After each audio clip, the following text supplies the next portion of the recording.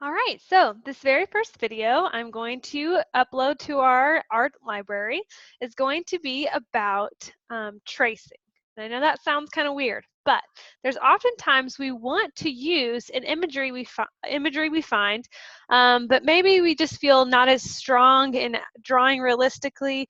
Maybe we want to speed the process up a little bit because the purpose isn't drawing realistically. Maybe we're trying to make a piece of art that says something or has emotion or feeling, and the imagery isn't the most important part, so we want to get that down pretty fast. There's a lot of reasons of why we could use this technique.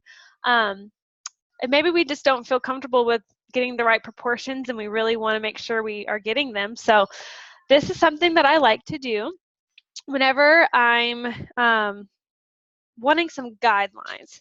So let me flip to a clean page in my sketchbook and I can demonstrate what I'm talking about.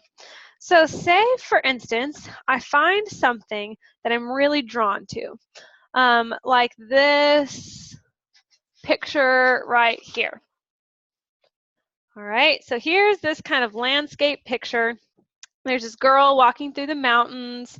I went ahead and just printed it off in black and white. I'm not going to draw the girl. I just want the landscape behind it. So I can kind of pick and choose what I want. So the very first step I'm going to do is I'm going to shade the back. And I didn't record myself doing this because then that would be really boring watching me shade this whole back. But you'll just take a normal pencil, everyday pencil, and you will color the whole thing. Now I didn't color the whole page. I just colored where this picture is.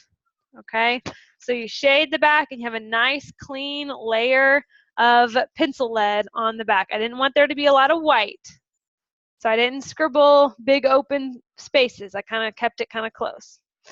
Okay, so now I'm going to switch to my document camera so I can show you what to do. All right, so I'm going to take my sketchbook, and you can be doing this on your actual project, so a real piece of paper. You could do it on a canvas or a sketch piece of paper, whatever you would like. I'm going to go ahead and place my picture right on top. Now, mine doesn't fit super well. I might turn it landscape.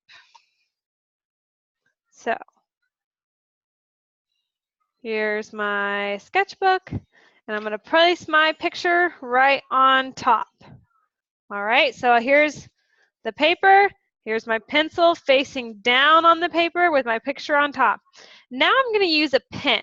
And the reason why I'm using a pen instead of a pencil is the next step is really important for pressure. So the pressure of a pen is going to press harder than the softer lead of a pencil. So I'm going to hold it really still. If I move this paper, I can't go back. So I have to do it all in one sitting. And I'm going to sit and I'm going to trace directly on my picture. I can pick and choose the details I want. So for instance, right now, I'm kind of drawing out where the clouds are. Now, the cool thing about this is we could all have the same exact picture and probably not trace it in the same way because we all see the world differently. We all have a different way we draw with our pen. So it would never even look exactly the same. All right, so this is kind of the line that the top of the mountains take. I can start doing some of the details and the shadows. So this kind of comes down. Now again, I don't want the girl in my picture because I really just want to do an art piece about the mountains.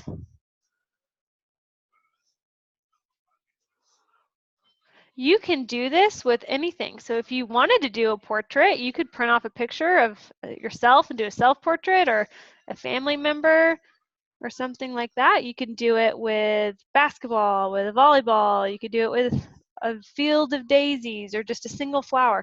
That's the beauty of this. It's whatever imagery you are wanting.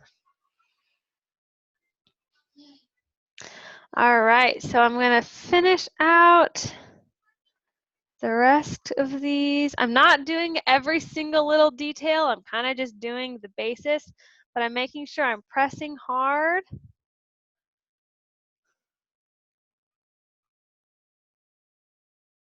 And then there's some rocks down here.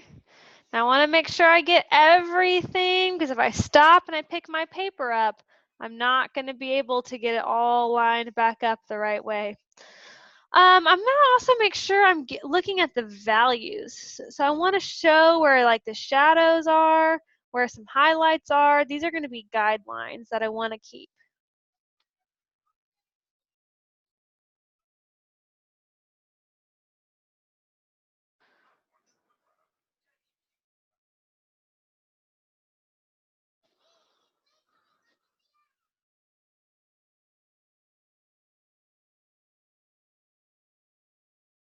Just kind of where the ground starts changing.